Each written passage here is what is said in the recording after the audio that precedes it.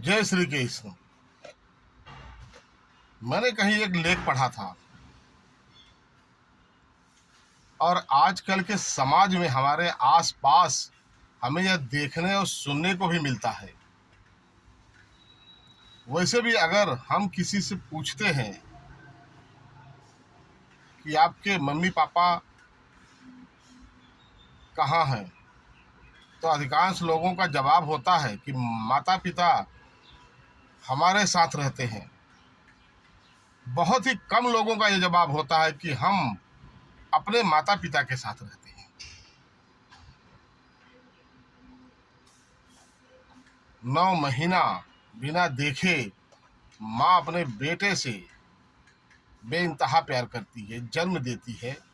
माता पिता उसके नन्ही अंगुलियों को पकड़कर उसे चलना सिखाते हैं, उसे अपने पैरों पर खड़ा होना सिखाते हैं। बस उसी से संबंधित एक छोटी सी बात बताता हूँ। बात छोटी है पर समझने की है। अगर दिल से सोचोगे तो इस बात को समझोगे। बात यूं है कि एक बुजुर्ग माता अपने बच्चों के साथ रहती थी। घर में 2 बेटे, बहुएं, छोटे छोटे बच्चे, नाती पोते के बीच में उसका हंसता खेलता परिवार था। एक दिन उसके बेटों ने कहा कि माँ, चलो आपको तीर्थ यात्रा पर लेकर चलते हैं। माँ के मन में खुशी तो हुई पर वो अपने बच्चों को छोड़कर नहीं जाना चाहती थी। उसने कहा, नहीं बेटा, आपके पिता का ये घर अब आप लोग की खुशी में ही मेरा तीर्थ है, मेरा व्रत है, मैं खुश हूँ। बच्चों ने कहा, नहीं माँ, हम चाहते हैं कि आपको तीर्थ यात्रा पर लेकर जाएं। माँ चुप हो गई और धीरे से अपने सिर को हिलाया कि ठीक है, जैसा कहो। बच्चों ने कहा, माँ, सुबह भोर में ही निकलना है, अपने सारे सामान आप रख लो, जो जो आपको लगेगा, जो आपको चाहिएगा आप ले लीजिएगा। माँ ने अपनी टूटी फूटी संदूक ली, उस बक्से में अपने सारे कपड़े, कुछ जरूरत की चीजें रखी। सुबह भोर में ही बच्चों ने गाड़ी में माँ को बिठाया और कुछ मील की सफर करने के बाद वो एक जगह पहुंचते हैं। माँ को उतरने का इशारा करते हैं, माँ उतरती है, अंदर जाते हैं। एक चारपाई होती है, माँ को वहां बैठने का इशारा किया जाता है। माँ बैठती हैं, अपने अगल बगल देखती हैं तो उनके ही उम्र के बहुत से लोग वहां पर मौजूद होते हैं। माँ कुछ समझ नहीं पाती पर अजीब तरह से वियोग उसके दिल में होता है। आंखों से आंसू गिरने लगते हैं। बच्चे आते हैं, कहते हैं, माँ, कुछ पेपर वर्क करना है, हमें करके आते हैं। माँ कुछ नहीं बोलती है, सिर्फ बच्चों को निहारती जाती है और आंखों से अश्रुओं का सैलाब बहने लगता है। आंखों में आंसुओं को छिपाती, कभी पलके गिराती, कभी आंचल से अपने आंसुओं को पोंछती। उसे एक अनहोनी सा डर सताने लगता है। बच्चे कहते हैं, माँ, आपको यहीं रहना है, यहाँ लोग आपका देखभाल करेंगे। माँ समझ जाती है कि बच्चों ने उसे कौन से तीर्थ यात्रा पर लेके आए हैं,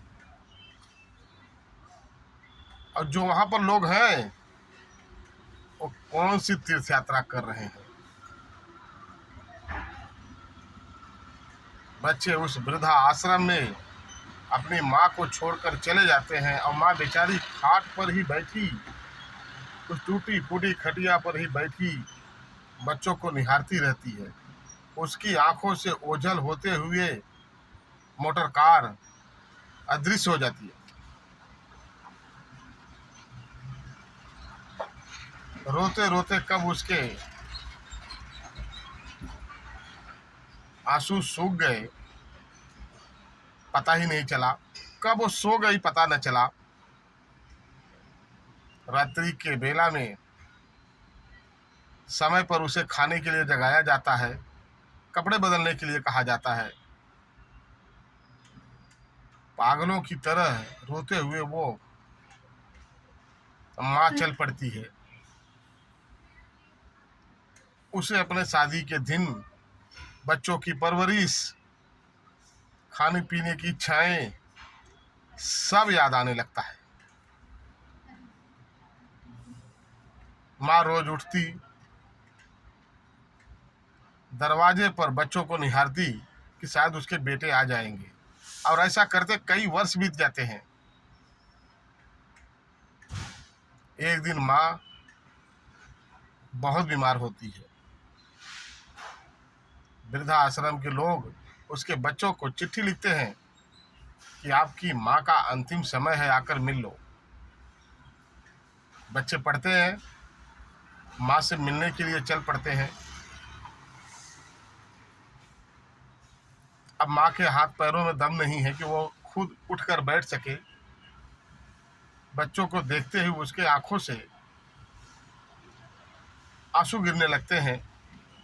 बच्चे आते हैं, बोलते माँ आपकी तबीयत सुनी हम चले आए। माँ कुछ नहीं बोलती, बस उनके चेहरों को देखती जाती है। कभी बगल में झांकती है कि उसके नाती पोती अब बहुएं आई होंगी। माँ है ना, इसलिए सोच रही थी, पर बेटों के अलावा कोई नहीं था। कुछ समय के बाद बेटों ने कहा माँ काम है, चलना है, तुझे यहाँ कोई तकलीफ तो नहीं है। माँ ने अपनी लड़खड़ाती हुई आवाज में कहा नहीं बेटा, कोई तकलीफ नहीं है, बस एक काम करना, यहाँ पंखा लगा देना। पंखा नहीं है, नल लगा देना, लोटा और गिलास रख देना, क्योंकि बूढ़े हाथ जब कांपते हैं ना तो लोटा गिर जाता है। यहाँ के लोग चिल्लाते हैं बेटा नल रहेगा, शरीर में दम रहेगा तो अपने हाथ के उंगलियों से पानी पी लेंगे। बेटा पंखा रहेगा तो गर्मी नहीं लगेगी। बेटों ने कहा माँ इतना वर्ष हो गया, आपने तो कभी शिकायत नहीं की, फिर आज आपको ऐसा क्या हो गया कि आप शिकायत कर रही हैं। माँ ने आंखों से आंसुओं को पोंछते हुए कहा बेटा मैं अपने लिए नहीं कह रही हूँ, कल जब तुम्हारे बच्चे तुम्हें इस वृद्धा आश्रम में छोड़ेंगे, तुम लोग बिना पंखे के नहीं रह पाओगे, बचपन से नहीं रहे हो। जब आपको प्यास लगती है तो आप पागल हो जाते हो, परेशान हो जाते हो, बिन पानी के आप लोग नहीं जी पाओगे।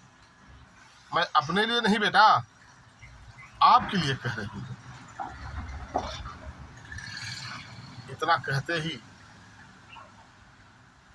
माँ की आंखें खुली रहती हैं, शरीर में कोई हलचल नहीं होती है, क्योंकि माँ दुनिया को छोड़कर तीर्थ यात्रा पर चल पड़ी होती है। कहने का मतलब यह है कि माता पिता का जगह वृद्धा आश्रम नहीं, घर है। भगवान तो हर जगह नहीं पहुंच पाए, इसलिए उन्होंने माँ बनाई। आपकी जिम्मेदारियों का बोझ उस पिता ने उठाया।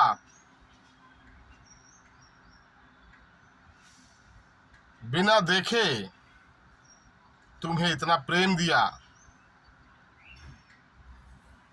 और आज तुम ये कहते हो कि माता पिता तुम्हारे साथ रहते हैं। गलत। हम माता पिता के साथ रहते हैं। आजकल का फैशन बन गया है कि my wife is my life. ये कहते हुए तुम्हारी आत्मा नहीं धिक्कारती